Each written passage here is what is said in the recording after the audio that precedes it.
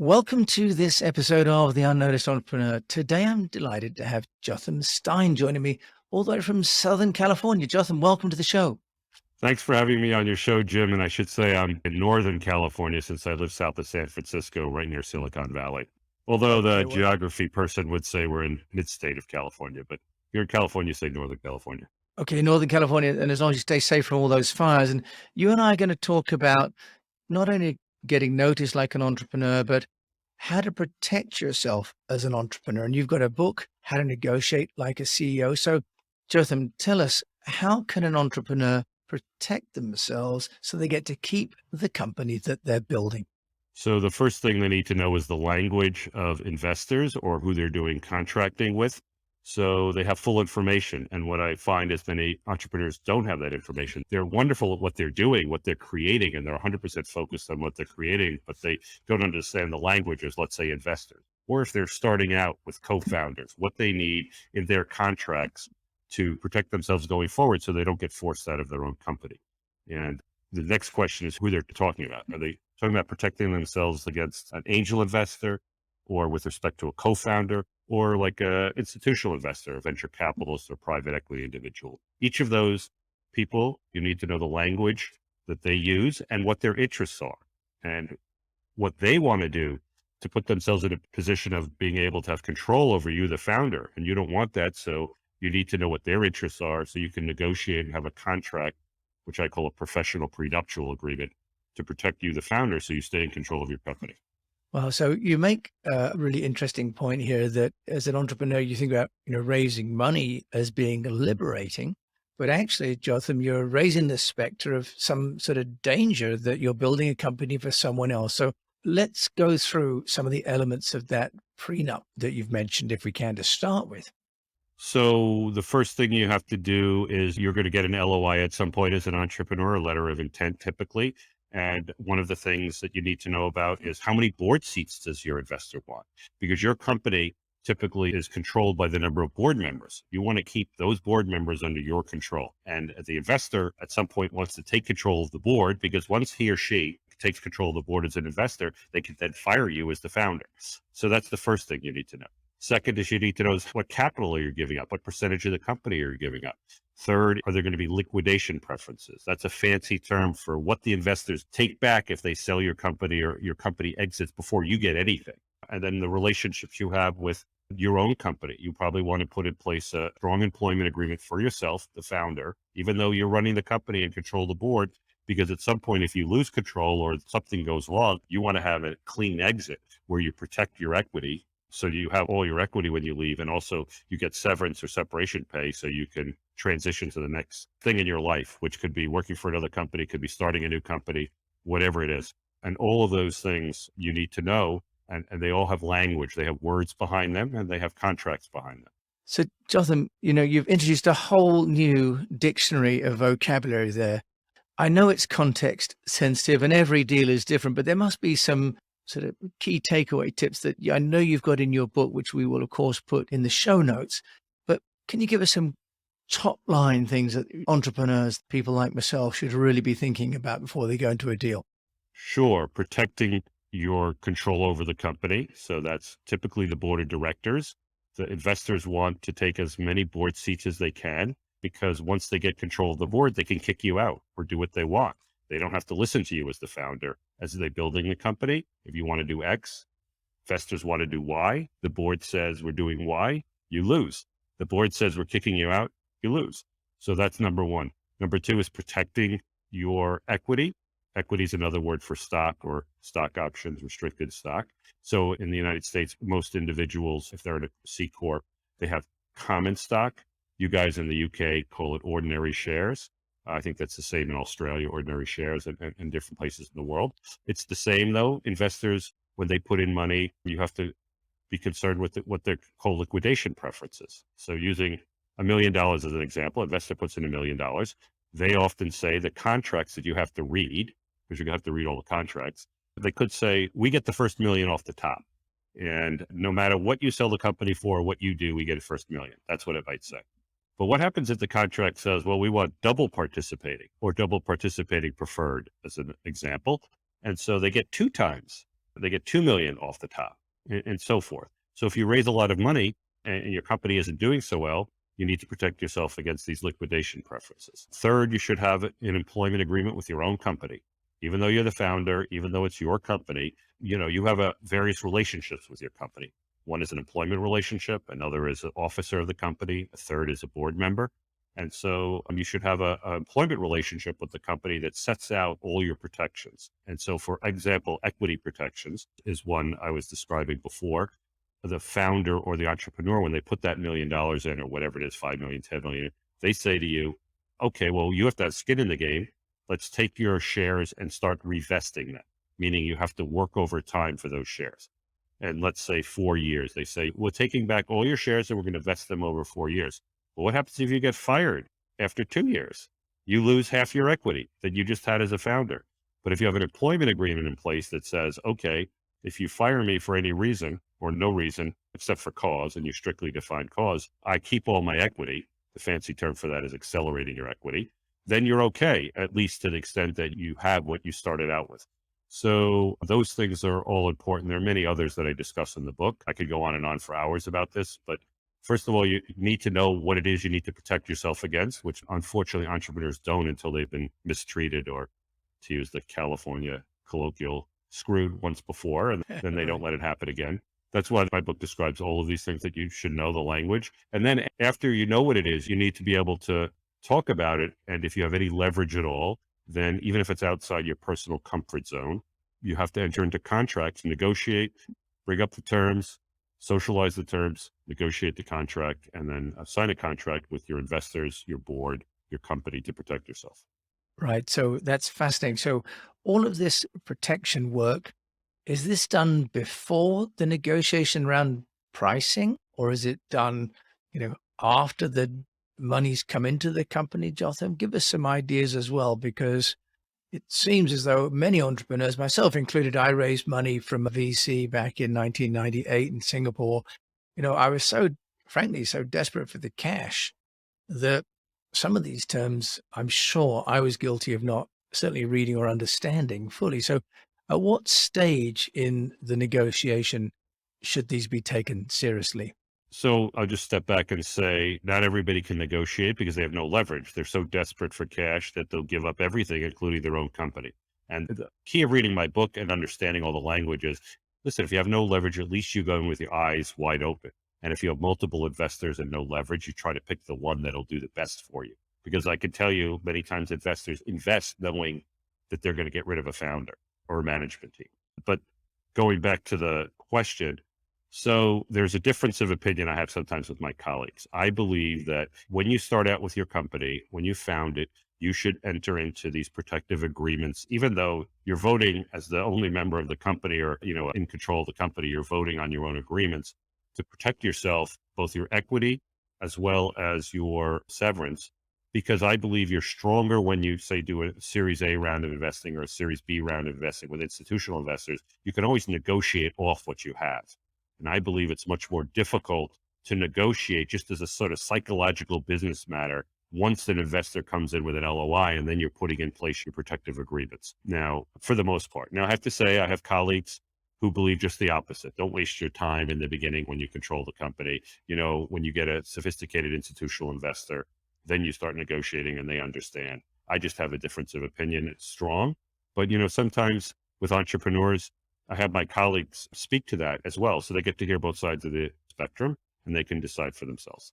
Right. It sounds like it's really prudent to have all those things in place, especially if you're not the sole founder as well, Jotham, because what you're also describing are all the different dynamics that can take place if the business goes well or goes badly. It sounds as though one of the things you've also identified is that not all investors are the same. Can you just talk us through a little bit about how you think entrepreneurs can target and communicate with the right kind of investor? Because you've identified the fact that they're not all there necessarily to help the investor or the entrepreneur get rich.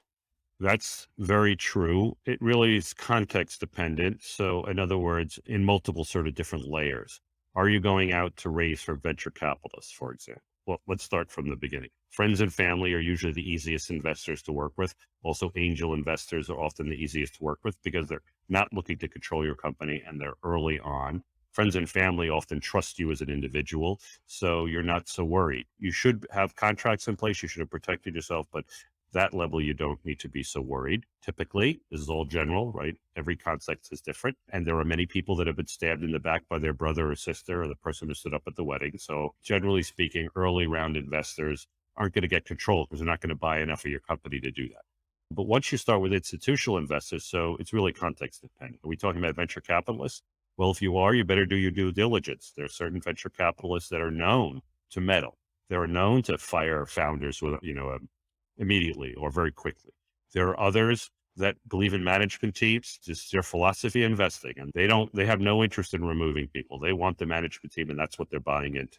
All right. So that's venture capital. Private equity is another mindset completely, and you better do your due diligence. Sometimes it's geographic based. It looks like, to my sort of, this is going to be joking, but if you're dealing with a private equity principal from New York City, they're sometimes the most difficult to deal with in terms of being, if you're a founder, in terms of the control that they want. I often say there's sort of like a geographic mindset there. So you better be aware of who you're dealing with and who you're working with and protect yourself against it. Now, there's other kinds of investors. Sometimes your company, you're lucky enough to have strategic investors. And often strategic investors, let's say potential customers, potential acquirers, big companies who are investing and hoping you grow bigger so that they can buy you at some point. Often strategics, they can invest a lot of money, a lot more than private equity or venture capitalists might be willing to do, and yet not have any interest in taking control. Zero. Because their interest is in you growing the company as the founder so they can buy it. And I use an example. Let's say your company is making 20 million a year in revenue. Let's use that example. Well, their interest is in buying you at 200 million, right? And paying a lot of money, right? So they have no interest in taking control. That's a kind of strategic investor. Another might be interested in buying your company because you're making a product that works with their product. It integrates with their product. So that's why this is all context dependent. But you should do your due diligence if you have any leverage at all. Listen, if you're desperate and somebody comes to me and they're desperate and they don't mind losing control of the company and they know they're going to lose control. Okay. So you give them advice and you say, well, okay, you might not be there in a year. What do you want to do about that? Does it matter to you? And sometimes it matters to people and sometimes it doesn't.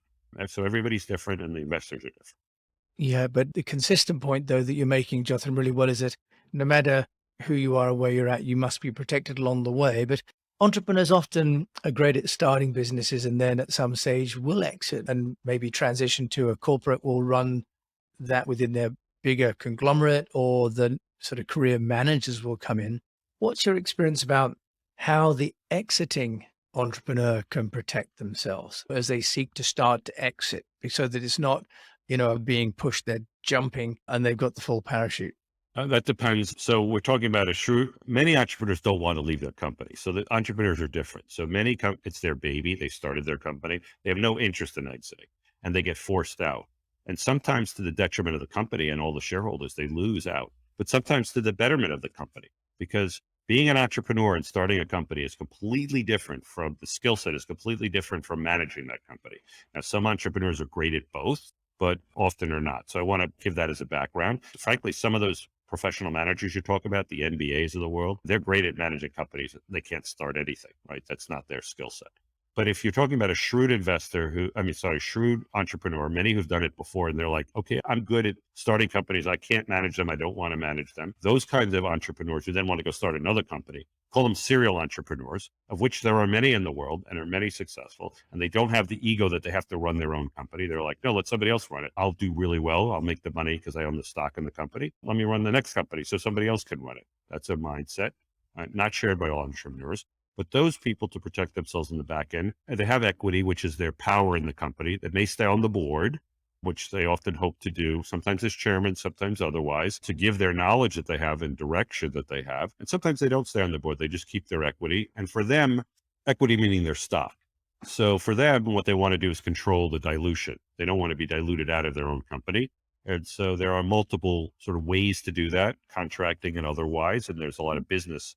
You're not going to be diluted in certain businesses if it's continuing to grow or it's of enough size. So again, that's sort of context dependent, but their goal in that circumstance, their goal may be to be paid as well, like for a year or 2 years so they can start their next company.